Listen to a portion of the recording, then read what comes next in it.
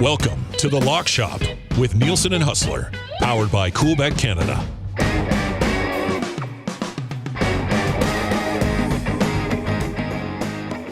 Hey, what's up, Lock Shoppers? Welcome to the Grey Cup Festival here in Vancouver at the 111th Grey Cup. It is time for The Lock Shop, brought to you by our friends at Coolbet Canada, where the latest line in the Grey Cup is Bombers -9. Down from 10.5 a couple days ago. Andrew Paterson and Matty Iwanek with us today on the program. Matt, I think you can hear me, and can we all hear your lovely voice? There we go. We're good to go, buddy. How's it going? I'm good. I don't know what happened there where we couldn't, like, Trev couldn't hear you off there before the show like we usually can, but it's like, let's give this a try. And then him and I were watching to see if you could hear the music, and then started bobbing our heads. It's like, yes, it's working. We are good to go. We are good to go. It's I'm very happy that you're on the program today, because I definitely want to dive into some of the offerings that we have right now on the Grey Cup. Obviously the football, but knowing that you are a huge Jonas Brothers guy, we've got some halftime props as well for first song and last song by the Jonas Brothers. So I hope you'll have some insider info as a lifelong fan of the talented trio that will be doing their thing at the Grey Cup. Hey, let me just tell you right off the bat, did get a chance to see the fearless leader of EST yesterday. Oh, yeah? For a very brief moment. He's coming around, I hope, but needless to say, in the rack more than not, and not taking part of all the festivities in and around. I spoke with him from 10 to 12 feet. I think he might still be a little bit radioactive, but anyways, it was good to see the big guy, and hopefully we'll have him back on the Lock Shop and obviously on the Nielson show and everything relatively soon. I got to say, Matt, the Grey Cup Festival and the way that the Vancouver Organizing Committee has set this up has been really, really good. We went to the media party last night, which was right down on the waterfront, hosted by Farhan and Dave. Great time. Awesome to see so many people come out. And I mean, obviously, Vancouver's a great place to go. We knew that it would be good setup, but, we've actually got quite a bit of media from around the country, especially from the West, that will be here. Because, I think we all know what's happened to the business. We definitely know what's happened to the business over this last 10 years plus. So the fact that, guys like us, I'm just looking around, a bunch of podcasts. Rod Peterson's right beside us on one side. You got the SAS guys coming, Sakaris and Price. And then like the Lions Punjabi Network is going to be here. The Markcast, Milton, Davis Sanchez are going to be doing something here. So pretty good setup and a pretty good buzz for the game. Although, needless to say, the second half swoon of the BC Lions, I think, took a little bit out of the buzz of this game, because their expectations were to be in this one, and certainly with the amount of money they spent this year, I think we can say for the Lions, it is a big time disappointment not to be part of this game.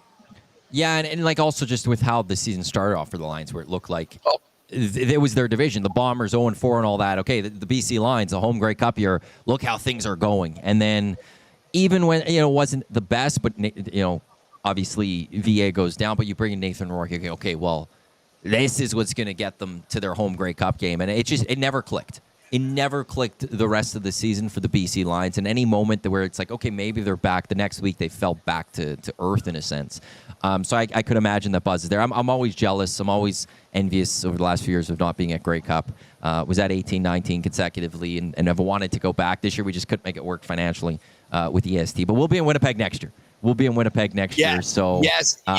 We'll be coming and hanging out with you and Remus and all you Winnipeg guys. But I'm glad to hear that good things are right now in Vancouver. And it's one of those, just to anyone that is a detractor of the CFL, I'm sorry, like, the one thing that would always be missed in Canada if we ever lost the Canadian Football League is Grey Cup week, because there's nothing else like it which brings the country together for a massive party. The only thing that is close is a little bit of the Junos. They were here in Edmonton a couple years ago. I felt a little bit of that, but it's not the same. Like this, you just talked about a bunch of people from across the country there. I know a bunch of like just fans from across the country that have come together, and they've created a little family, and they meet at Grey Cup because they just go party and have a great time. And if we ever lose the CFL, we lose Grey Cup week, and there's nothing to replace it. And if you don't know what we're talking about, get to a Grey Cup next year in Winnipeg or the year after in Calgary or both. But get to a Grey Cup because it is a lot of fun. The PEG will be awesome because, I mean, listen, you don't need to tell you the way that the CFL has been supported, and especially with the way the Bombers have been so successful the last number of years. I mean, Winnipeg loves to be a host. I mean, we don't get a ton of those big events, so when it does happen, people will step up and show out. It certainly will be the case. I know Wade Miller and the Bombers are already planning. They're in and around checking what's going on here in Vancouver, and will be looking to step it up. I will say this just quickly on the Canadian Football League. Echo all of your sentiments. If you can't have fun at the Grey Cup, you need to check your pulse. But on top of it all, Matt, you mentioned going to Calgary the year after Winnipeg. I was stunned that they went to Calgary. It's because they're going to be doing it in that dump stadium as well. I mean, Randy Ambrosie pretty much said a few years ago, like the next time the Grey Cup's here, it'll be a new stadium. So I was actually stunned that was the decision. I'm not sure that there was no one else bidding on it. No, Edmonton bid.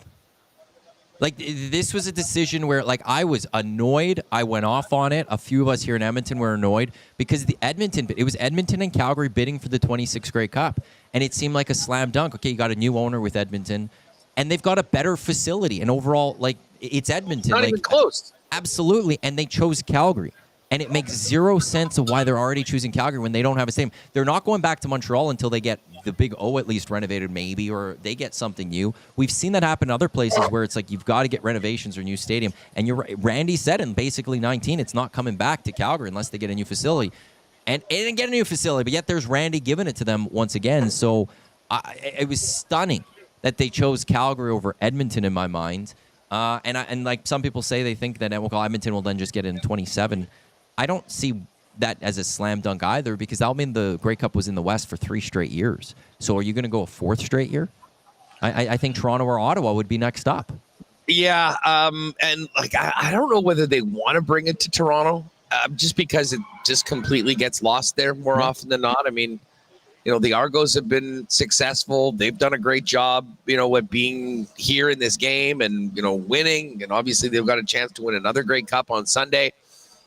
But you just get down there and listen, there's always some cool events. And, from a media standpoint, you're downtown. It's great, but it's just not the same as, having it out in the West. And listen, Vancouver is a big, big market. It's a little different than the Alberta or the Prairies.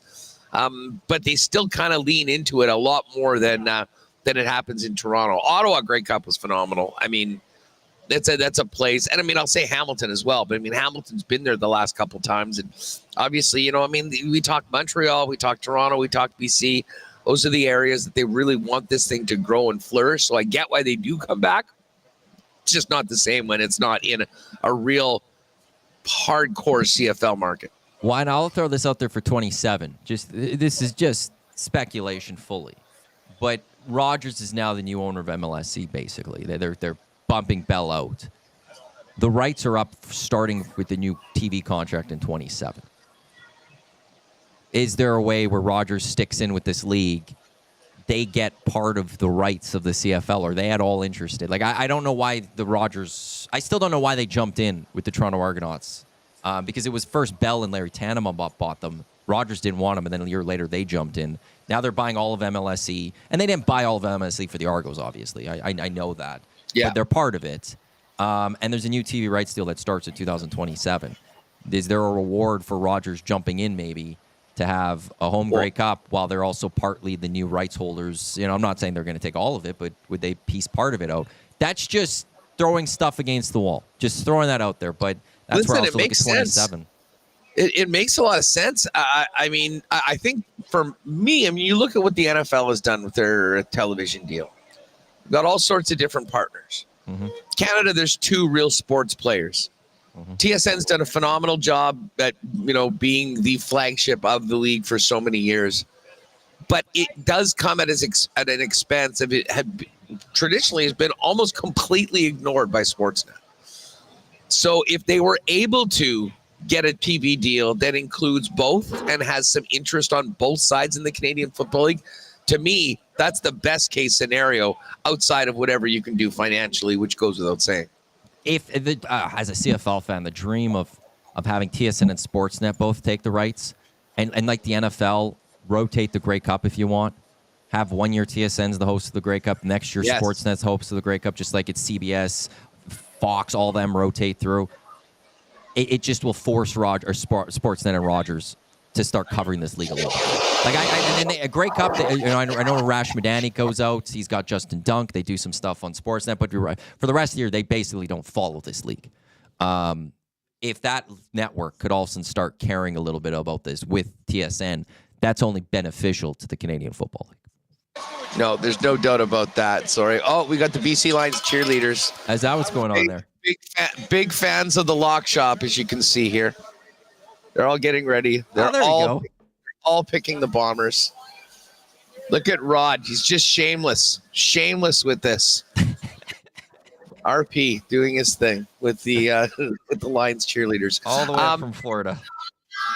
Listen, let's go. Let's get into this game quickly.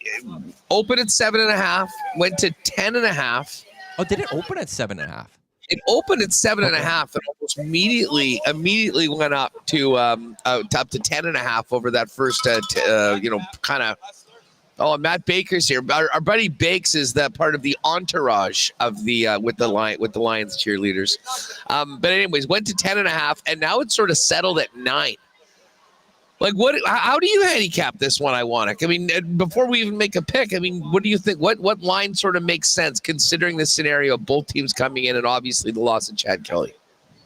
So, the line makes a lot of sense to me because, we've all seen Nick Arbuckle play quarterback. There's a reason he's not a starter anymore in the Canadian Football League. And I saw it firsthand here in Edmonton a couple of years ago. The guy can't throw a long ball. And the Bombers are just a good football team. Ever since the slow start to the season, they have been just really strong. And now at times they've gotten some breaks, like the Wind in Montreal. Who knows what would have happened if the West Final was instead being played in Saskatchewan. But they also put themselves in a position where that game was close, that a Wind was able to be beneficial to them. If Chad Kelly was in this, I think the Bombers would still be the favorites. Now that'd probably be closer to maybe a 2.5 point line or something like that. So I understand why the line is where it is at 9. I think just a little, maybe the 10.5 was just people really fading the Argos. I don't know if we want to get fully into the picks just yet, but I don't hate the Toronto Argonauts going into this game. I don't hate the fact that to actually win the game, or are you talking about to cover? I don't think I will go as far as saying win the game. I can make the argument for why they would win the game. And I was talking about it with Pat yesterday. The argument I will say for why the Argos could win this football game is the first part is knowing that there's no Chad Kelly. Their attention to detail this week is going to be on point. They now know that they have to play a perfect football game on Sunday if they want to win. There is no stone that can be left undone. There is no moment in practice that could be just half-assing it or something. They've got to have a perfect week of practice, and that attention to detail is going to be there. They've got weapons on offense, with Kadeem Carey, and they're leading their running game. They've got some nice weapons in the receiving core with Coxie and Daniels. For Nick Arbuckle, he doesn't have to be perfect. He just has to not turn the ball over. Just get the ball into your playmakers' hands and let them do the work. And with the Blue Bombers defense, I know at times they like to play a little bit back with their defensive backs and stuff. That works perfect, I think, for Nick Arbuckle because the worst part of his game is throwing deep. Just focus on chipping away down the field. Focus on just being methodical, long drives to try to beat this Bombers team. And then where it comes down to the Argos also have a really good defense, though. And they have shown this year against the Bombers that they could play this Bombers offense well. And special teams-wise, Bombers fans know him quite well in Janarian Grant. He could be a difference maker in this game. if the Argos are to win this, I think what we will see then is that either the Argos defense or special teams will have a touchdown. I think that's the only way they win this game, is that we're going to see 7 points come from one of the other two facets of the game, not from the offense. But there is a blueprint there for a little bit for the Toronto Argonauts to go win this football game. And I'll also add in the fact that while this happened to the Bombers, there's no one there from it. But Ryan Dinwiddie in 2007 was that quarterback who had to step in place for Kevin Glenn in that Grey Cup game. And like the Bombers probably go win that football game if Kevin Glenn is healthy, taking on the Riders. At least Ryan Dinwiddie could go to his guys and explain what it's like, not to just be part of that team, but to be that guy that has to step up in the Grey Cup. So I don't think you can ask for a better head coach also to have to deal with this. That's where the argument I will put in place for why I could see the Argos winning this football game. I don't know if I'm crazy enough, though, to say they're going to win this football game. I'll tell you what, anyone that does think they're going to win, I mean, there was a bit better of a number earlier this week. I think it was in and around plus 380, but it's still plus 355. As I said, the point spread is 9, minus 109 either way. Bombers minus 455 to win. What I am surprised about, Matt, is the total. The total, and this includes, like this knowing that Chad Kelly is out, is 51. These two teams played a few weeks ago. It was 14-11, I believe the final score was. And then earlier this year, they played a game in Toronto that had a very, basically turned on a pretty controversial pick six that I think everyone thought was a PI, at least around where I'm at. But if I'm not mistaken, it was like 21-17. It was again, like under 40 points. The Toronto defense has done an unbelievable job at terrorizing Zach Collaros. I mean, 16-14. Or 16-14, excuse me. So, I mean, two really low-scoring games and a total at 51. I mean, this assumes that the Bombers are going to be way more successful against the Argos defense, but that the Argos as well is going to put up some points. Yeah, and that's I guess that's just people are thinking Nick Arbuckle's going to make the mistakes, and maybe the Bombers defense puts up some points too. Or the fact that the Bombers are a team that have – we could look at that more recent one, but maybe when the line's looking at the one more – when was that game? In July 27th, that isn't the Bombers team that is today. That the Bombers of what they've grown into isn't that one. That maybe it was an outlier almost when the Bombers took on the Argos in the more recent one.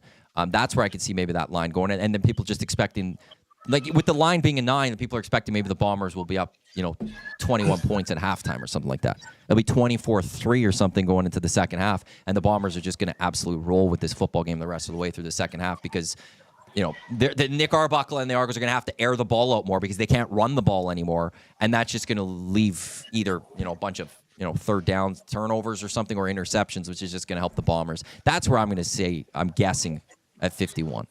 I think the safe. I mean, I will be on the under in this game. I kind of laid it out. I mean, these two teams have played very, very tight games. Both defenses have really owned it. Now, do I expect the Bombers to be better in this game than they've been in the last couple against the Argos? I do.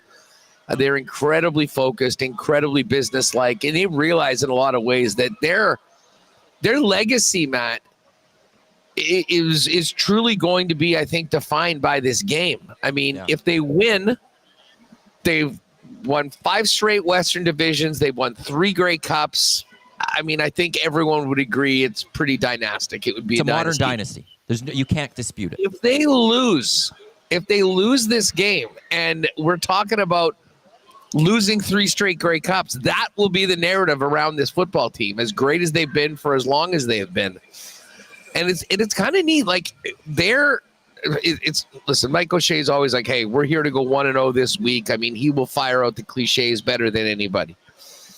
But the way that they're approaching this week is a little different than the last couple. They've got a curfew for the first time. Like, they really do seem to be incredibly focused and incredibly businesslike, because I think there's so many guys that have been on all of these teams, and they know exactly what I just said is true, that they are going to be remembered.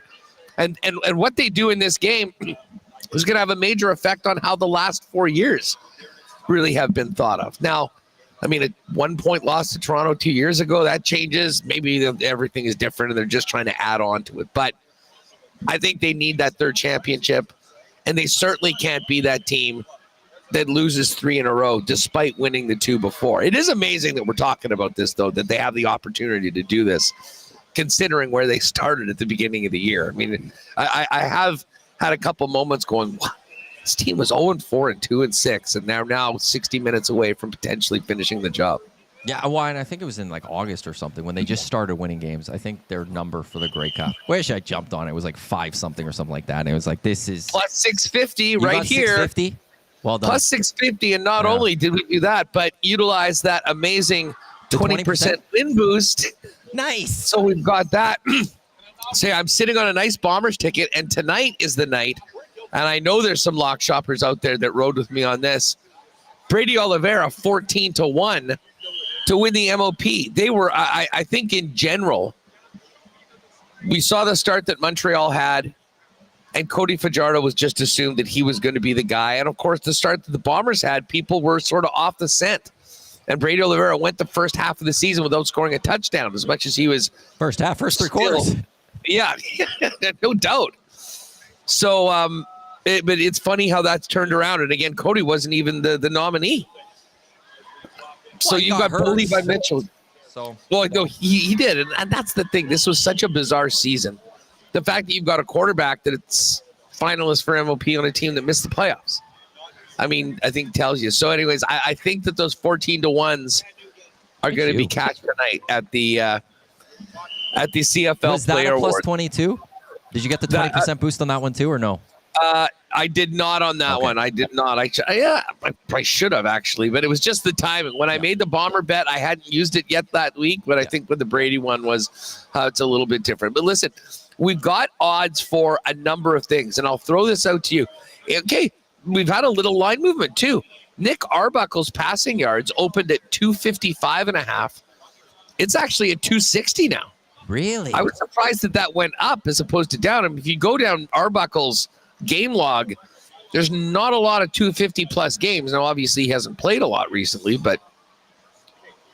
Well, Pat and I were talking about that yesterday, like when we were looking at the early props for that. And that was when we both immediately 255 were like, that's an easy under. Like, even if the Argos go win this football game, I'm thinking like 200 yards or something for Nick Arbuckle, 210 yards. Had a big Kadeem Carey game and some special teams. Like, absolutely. Kadeem Carey, if they're winning, like it's 120 yards or something for Kadeem Carey on the ground. That's where they're getting the win. Like, for Nick Arbuckle to go out there and get now over 260 yards, I think that's even more the play is the under on that one. And that's not trying to knock on Nick Arbuckle or anything like that. That's just not who he is. And you're going up against a really good Bombers team as well. Like, that defense, the big part of that turnaround when it started was that the defense got back to being the defense. And there was this stretch there where there was that Argos game that we talked about, 16-14 or whatever.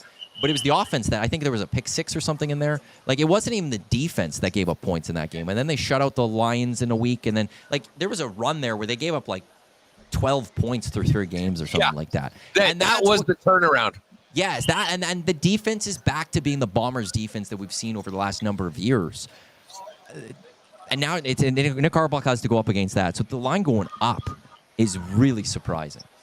I did not expect it, but to be honest, I'll take it. Under 260.5 on Nick Arbuckle. The Zach Caleros number, I think, is one that I'm sort of going to stay away for. I mean, obviously, I'm thinking of a lot of game scripts that involve the Bombers winning.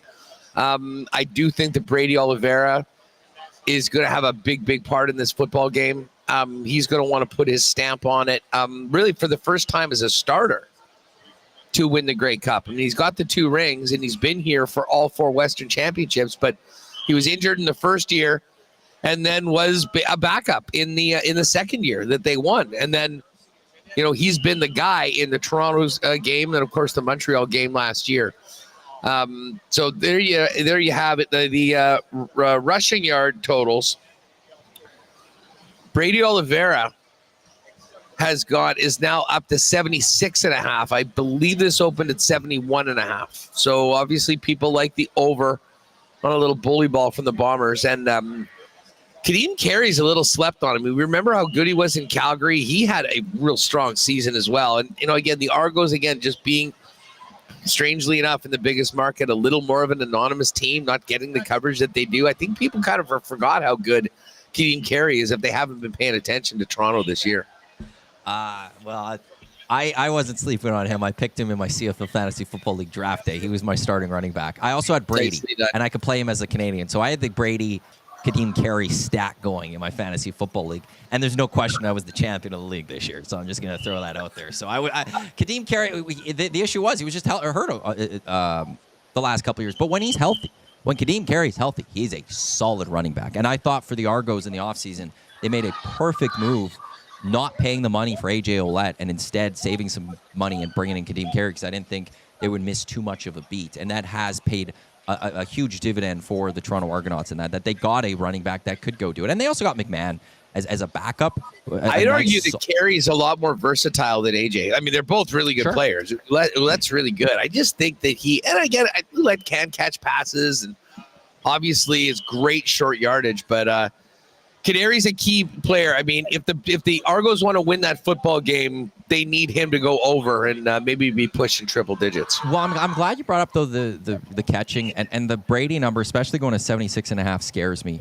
Because like I see Brady getting 100 all purpose, but he's a guy that will catch the ball, and it's not always running that gets him over that 100 yard. And this going up to 76.5, I'm a little worried about that because I could see him rattling off 30 yards receiving in the game and finishing at 105 or something like that. So that line moving, like 71.5 was nice. I think going up to 76.5, it does scare me a little bit just because, I don't think you could stop Oliveira. You could contain him a little bit, but I still think Sentry's there for him, but it's all purpose.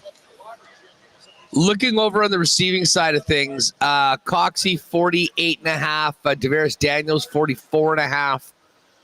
A Polk is 71.5. And then on the Bombers side of things, Kenny Lawler 74.5. He had just such a monster game. It feels like he and Zach are really, really clicking right now. And then 52.5 for Dembski and Ontario Wilson. I'm sure we'll probably get a combined number on Brady, I would think, on the weekend, maybe from the guys over at Coolbet. But anyways, those are all up right now. I mean, as far as the picks go, I'm taking the under 51. And you know what? I mean, obviously, this is a full homer pick. I did not like it at 10.5. I mean, I can stomach the line a little bit more at 9. It wouldn't at all surprise me if this game is less than a touchdown. But I do think the Bombers win, but I probably will be on them. But I think my favorite bet, though, is the under. Just based on what these teams have done in the past, and we'll go forward. Now, I will say for me, I don't know if I could take the Argos to win, but I'll take the Argos +9. Take them to cover. All right. Well, I don't know if you want to just refresh what our season records are through our year. And by the way, 4-0 in the playoffs as well. Seeing the board well right now, and hopefully that involves one more win with the Bombers. I was kind of joking about the Jonas Brothers thing. I'm not sure if you're a big Jonas Brothers guy, Matt, but there is some excitement about them playing the halftime show. I mean, they're a pretty big act. So we've got Jonas Brothers' first song played during halftime. Remus is a big Jonas Brothers guy. I'll have to get him on WST to give his thoughts on this. Celebrate +275. What a Man Gotta Do +300. SOS +375. Burnin' Up 400. See, like for me, the very casual, I actually recognize the name Burnin' Up. I think I know that song. So I'm kind of immediately, well, if I know that song, maybe that's the one that they kick everything off with. They've got a song called Waffle House. Love Waffle House, 9-1. Wings, 9-1. Hold On, 9-1. Year 3000, 11-1. And Love Bug is 11-1. And then you can also bet on the last song played during the halftime show, Sucker, +335 is the favorite for that. Always fun doing props on the anthems and, of course, the halftime show, which I think people will be excited for this year. It's not Shania in the Snow, but it's not Bieber. Or is Bieber was at the 100th. He was at 2012. Yeah, that's right, at the Dome. That was a memorable one. But this should be good. I mean, certainly they've got a big name for it. But I mean, do you even know these songs by the Jonas Brothers? Do you have any intel on this whatsoever? I'm with you. I knew Burning Up. I don't know much about I know of the Jonas Brothers. I knew of them from their Disney days. They're a big deal. Yeah, they're a big deal. I didn't realize until like a couple of years, like a year ago or something, that they were back together because they all went off on their solo careers and stuff. I'm sure if I heard some songs, I would be like, oh yeah, that's them. Oh, okay. I know some of their solo work. I don't know much though about overall all these songs. So yeah, like I'm with you. Burning Up is one I know. I was just looking at Spotify for plays. A song called Leave Before You Love Me is one of their highest played songs ever. Sounds and like I don't a even ballad, see it there. though. This is going to be an upbeat. This is going to be an Sucker upbeat show. Sucker has over almost 1.5 billion plays on Spotify. 1.5 billion. Not and bad. That's plus 575 on first song. It's plus 335 on the last for the last song. Like, so is that I guess technically is their biggest song, at least by Spotify streams? Based on what I'm looking at. And then there's a song called Only Human, which is 520 million plays, which is their third highest. And that's, which one did I say? That was Only Human. I don't see it. Display all here. It's plus 2,400 to open. Oh, wow. Plus 850 to close. Oh, geez. I didn't expand this. There's more. This is a huge market. This is a huge. Yeah, Leave Before You Love Me is at 12-1 for the final one. I mean, usually these sort of things go a little bit more according to plan. Remus is very impressed that we're bringing out the Spotify numbers and we're getting into Jonas Brothers analytics for this halftime wager.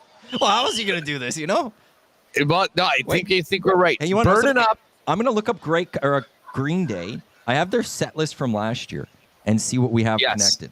So Green Day played The American Dream Is Killing Me. That doesn't fall in their top 5 according to Spotify. Basket Case, which is their number 1 song on Spotify. Boulevard of Broken Dreams, which was their third highest song on Spotify. And Holiday, which isn't in their top 5. So last year, 2 of their top 5 Green Days made it into their set list. Yes, but neither first or second. That's a great point. Neither first or last. That's a great point. Do the Jonas Brothers have a new song that they are promoting? I think that if they have a new album, if they have some sort of latest single, maybe that's something they come out of the gate with, kind of like what Green Day did last year. 2023 was their last album in May of last year. So they don't have anything in the album right now. They don't have an album to sell. When it comes to songs, is there any I don't see any singles. They did a holiday song with Jimmy Fallon. They ain't playing that one. I'll tell you that right now. Yeah, I don't know. This is one of those years I could say I'm not as in tune with the music. So it's this will be a small play. Yeah. But I'm going to go Sucker. I'm going to say somewhere Sucker gets played. So maybe there's. Well, I think Sucker's going to be the finale, and I'm going to go Burning Up for the opener. Boom. So 4-1 on Burning Up, and plus 335. Sucker is the last song. Burning Up, first song. I'm sure some of you people more familiar with the catalog of the Jonas Brothers will have your own takes. Coolbet Canada right now. You can get on that. Maddie, listen. I am going to have to run a little bit earlier than normal today. So let's get into this Thursday nighter tonight. Then we got a big slate of hockey as well. Commanders and Eagles.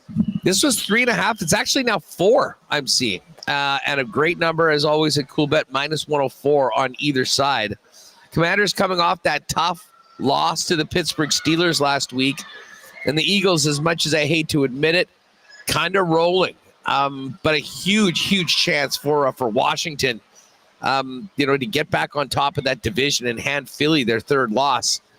Where are you at on this one, considering the trajectories of both teams? Yeah, I can't jump on with the Philadelphia Eagles right now. I'm not a big fan. I'm not going to be confident in the Eagles. But I think when you look at the Commanders, I just feel like maybe starting to come back down a little bit to where they should be. A great season. It's going to be a successful season, I think, no matter what, when all is said and done. You know, with the big comeback against the Bears, the last play of the game, that arguably could have been a loss for the Bears, which means they would have had, you know, they're 1-4, I think, in their last 5 games. And that one win being, well, no, they're 2-3 in their last 5, but that Bears game could have easily been a loss.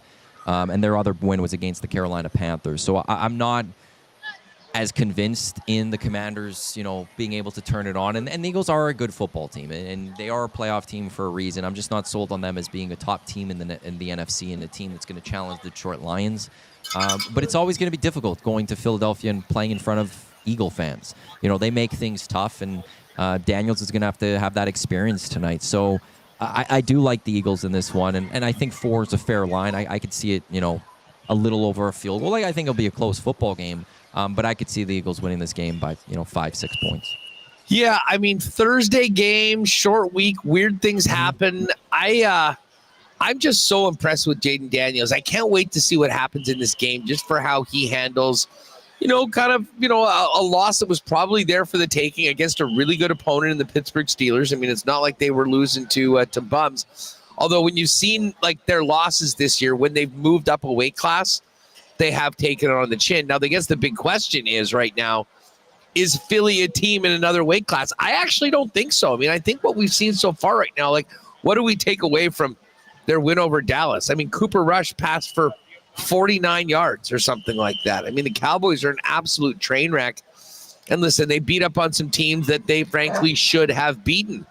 I'm going to take the points tonight. I mean, I certainly do think Philly probably wins this game, but I do see a path that the Commanders shock them, but I also see these divisional games on the short week. I think there is somewhat of an equalizer, if you will, on this. So I think for tonight, I'm going to be on the Commanders, and I'll take the points.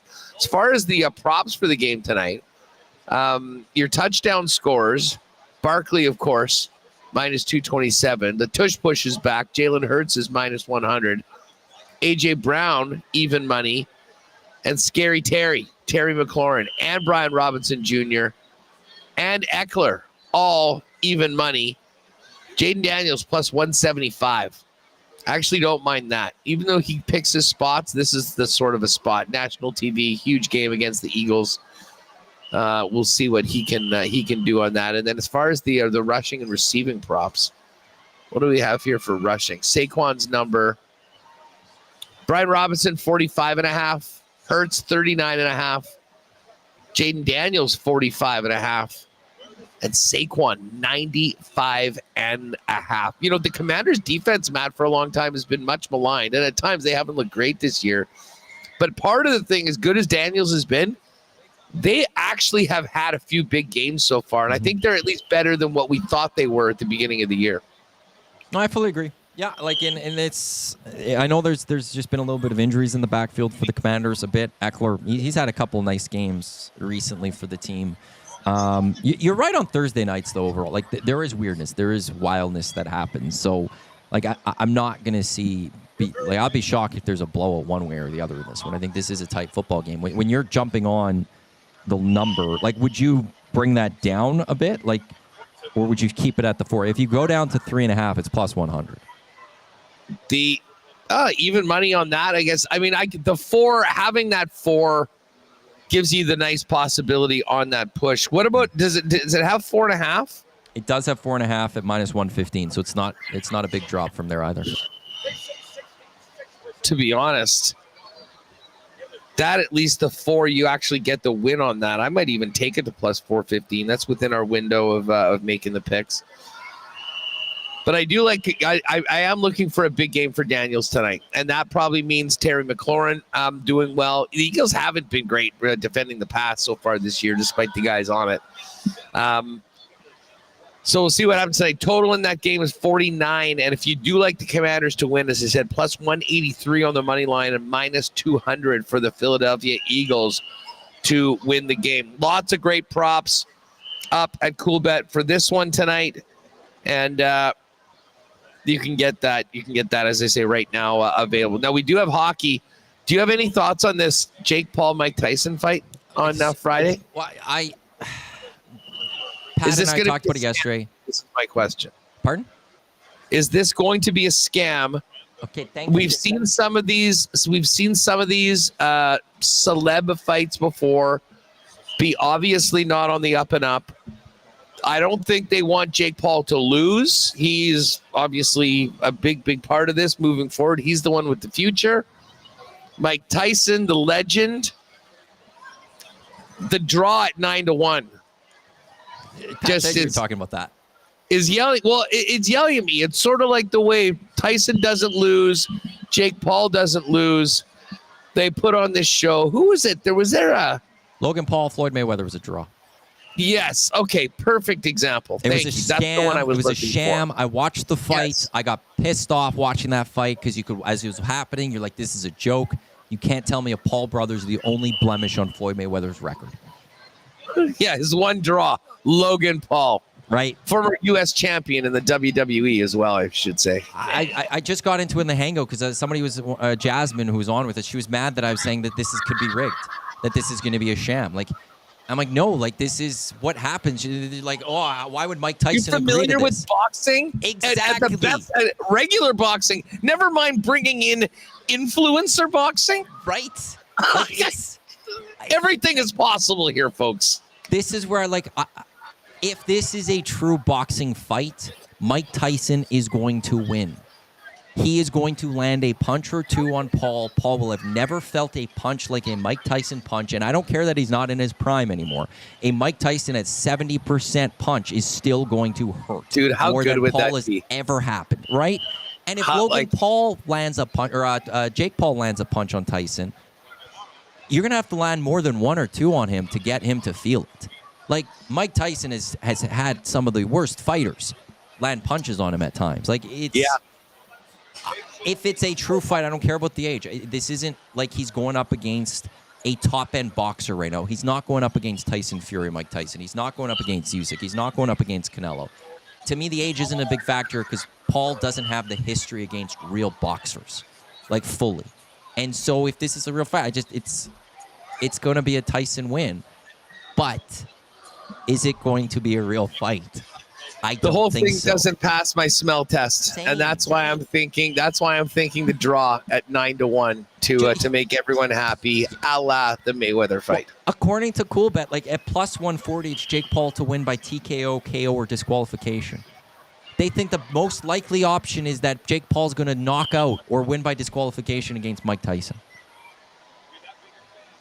Well, if he wins it by that way, let it be Tyson going old school and taking an ear with him or something like that. Yeah. I don't know, we'll see. Hey, the Grey Cup Festival, business is picking up here. I don't know how many elementary school kids have run in here right now, all in BC Lions shirts, Matt, but it is quite the sight to see. And I just saw my partner, Michael Remus, make 3 of the worst field goal attempts I've seen in a long time. I think he went 1 for 3. One did go through. We're going to discuss it coming up. I'm going to have to step up and do one as well when we get through it. Listen, I do kind of have to run quickly. I'll finish things up. Just hit you with the hockey. Obviously, I know you've got an EST parlay coming up. We got the Jets looking to make more history tonight in Tampa. Quick note on that for you Winnipeg people. We'll get to this in the Coolbet segment for Winnipeg on Winnipeg Sports Talk. But the Jets are a dog tonight, plus 113. Tampa minus 133. No Braden Point tonight. No Connor Hellebuck for Winnipeg. Eric Comrie's going to get the start after Helly's just run like a crazy man over the course of the last 5 games. So we're going to put together something for that. Obviously, there'll be exclusives, but a big slate of games. I'll leave that to you, Maddie. Thanks so much for doing this. And gang, looking forward to being back here. Patty and Jake will join me tomorrow. And we'll get to the big best bets for the week in the National Football League. And I'll see you all in about 10 minutes from the Grey Cup over on WST. Maddie, thanks as always, pal. You bet. Enjoy Grey Cup. Take it easy. And there's Haas WST coming up in, like he said, in a couple minutes, 10 minutes time on Winnipeg Sports Talk, right here on Edmonton Sports Talk. Reed Wilkins, Joaquin Gage, Matt Casson. They got 2 guys and a goalie. Big Maple once again. It's a real boxing match, FFS, Marty. I'm not the only one saying that it's going to be a bit of a sham. Yeah, it's going to be a real boxing match, but there's a sham to this. There's a predetermined part to all of this, and I've never said that Jake Paul's not a boxer. He's not a professional boxer. He absolutely is a professional boxer. I'm saying he's not one of the best boxers of all time or one of the best boxers currently in the world right now. He's got a long way to go to be one of the best in the world right now, and I think Mike Tyson still has a lot in him. So yeah, no, it's a lot of us are thinking the exact same thing. In this office, I got Jasmine to come out, and we went around the office, and there was a bunch of people in here. There was 3 different people in this office that agreed with me on that one, that this has got a bit of a sham to it. It doesn't pass the smell test one way or another. And if Jake Paul wins, yeah, it's going to have been because it went to a decision, and naturally Jake Paul's got to win so that he can then go do this against Canelo. I just don't think Canelo would do anything like this. We do got an Oiler game later tonight. I've sent the boys a parlay because I don't think I didn't talk about this on the Hangout because I didn't have it done yet. But what I have, and I tried seeing if I can create it on Coolbet to see what the number would be. Or is it up? I should double check. Oh, no, it's up. Sweet. McDavid, 2+ points, getting his 1,000th point tonight, also getting past that and starting his approach to getting to 2,000. Evan Bouchard, 3+ shots on goal, and the Oilers to win in regulation, plus 375. Go to coolbet.com, click on exclusives, and it is right there. I think Huss maybe will get a parlay for Thursday Night Football in there, and he'll have to work on a WST parlay himself for both the Jets and maybe he'll getting a Bombers one. So keep it locked for all the Winnipeggers out there. On Coolbet, because Huss, in advance of the Grey Cup, whether it be over the next in a couple of hours or over the next couple of days, he will definitely have a Winnipeg-focused or Blue Bombers-focused parlay built for Grey Cup Sunday, as the Bombers will take on the Argonauts. Elsewhere in the NHL tonight, well, I mentioned the Oilers. I should just finish that up. The Oilers favorites at home, minus 173 against the Nashville Predators. The over-under in this game set at 6. Elsewhere, you've got the Devils on the road against Florida. Florida is the favorite, minus 159. Devils plus 135. Sharks are in New York to take on the Rangers, who are heavy favorites in this one. Flyers are taking on the Senators. Sens minus 189 on the money line. The Flyers plus 158. The Winnipeg Jets, even though they're rattling off all these victories, even though the Winnipeg Jets, they've lost one game this year. They're going to Tampa, and they are the road dogs on this one, plus 113 on the money line for the Jets. The Tampa Bay Lightning, minus 133. The Blues and the Sabres, with the Sabres minus 164 at home. Blues plus 140. Bruins Stars, with the Bruins plus 145 money line. Stars minus 172. And then 3 other games tonight. Wild taking on the Canadiens, with the Wild being the favorites. Blackhawks in Seattle to take on the Kraken, with the Kraken as the favorites, and then the Islanders as the underdogs heading out to Vancouver to take on the Canucks. Full betting odds up at Coolbet. And as Huss mentioned, when it does come to the Grey Cup, they are starting to add some of the props. He talked about halftime there. When it comes to the Jonas Brothers' first song, last song, and there's also total songs performed on stage. They set it at 4.5. Last year, Green Day, what they have is the set list according to setlist.fm. And last year's set list for Green Day at the Grey Cup was 4 songs. So I don't know if that means anything to you, but Green Day had 4 songs last year. This year, the over-under is set at 4.5. They also got the Kool-Aid color. That is up at Coolbet. If you click on post-game within the Grey Cup, the blue being the favorite, or the not the favorite. Well, I guess the plus 150. So the blue being that makes sense. The Argos are blue. The Blue Bombers are blue. Trev over there saying it's a good one. Green, yellow, lime is plus 240. Orange plus 300. Purple plus 400. Clear or water plus 650. What fun is that? And red and pink plus 750. I remember, I'll never forget, it was Alabama, Texas, I think, national championship. Bama beat Texas. I'm pretty sure it was this one. And Nick Saban got hit with the Gatorade. And it was a red Gatorade. And I remember because he had a white shirt, so it was all red after. And the players also were so, vicious with it. They came in so hot that they hit him in the head with the Gatorade container. And he was just, really mad. And I'll never forget. I don't recall seeing a lot of reds. But, Yeah, it was a white shirt, that one, that he got hit with the red. I'm not expecting the red, but the blue is the one that they're thinking of plus 150. And it just makes sense. Why would it not be blue?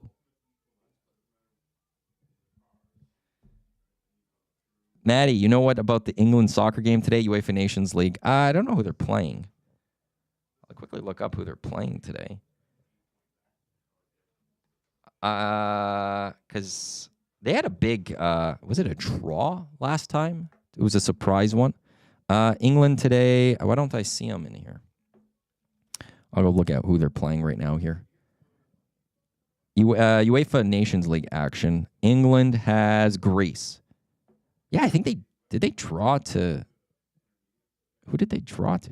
No, they lost to Greece a couple times ago. That was the big surprise. That's what it was. I would expect England gets the revenge for that. That was a big stunner when Greece beat England. So, yeah, I would like England's chances tonight. Also in the UEFA Nations League, I got my Italy taking on Belgium. That's an important match if Italy wants to win their group, which also features France. Before I wrap up here, Duck Dad, do you even soccer, Matt? I'm focused on Canada. Canada Suriname tomorrow, Duck Dad. Big Maple, so the only way it would seem like a serious bout would be for Tyson to win by knockout in the first round. Correct. No, that's not what I said. Tyson winning, yes. That's where it would be a serious fight for me. There's just no way this is going to happen. And I still go back to that. I was told by all the MMA people that Conor McGregor was going to dominate Floyd Mayweather, and this guy knows what he's doing, and Floyd Mayweather knocked out Conor McGregor. And Floyd Mayweather doesn't do it. This is a different realm that Jake Paul's getting into. It's a different field he's getting into. He's never fought someone like Mike Tyson. I don't care that Mike Tyson's 58. The only time he has fought a professional boxer, not an MMA, a boxer, it was a loss. That's his only blemish on a record, is the only time he's fought a professional boxer. And as Pat Gregoire said yesterday, he's not even that good of a boxer when it comes to Tommy Fury. That will wrap up the Lock Shop for today. On behalf of Haas, I am Matt. Thanks for tuning in. Coming up next, it is Two Guys and a Goalie right here in Edmonton Sports Talk with Reed Wilkins, Joaquin Gage, and Matt Cassian. Thanks for tuning into the Lock Shop. Don't go anywhere. Waylon the Wolf will be on for a little bit, and then it will be the boys talking Oilers, Preds, McDavid's hunt for 1,000. Thanks for tuning in. Have a great rest of your day.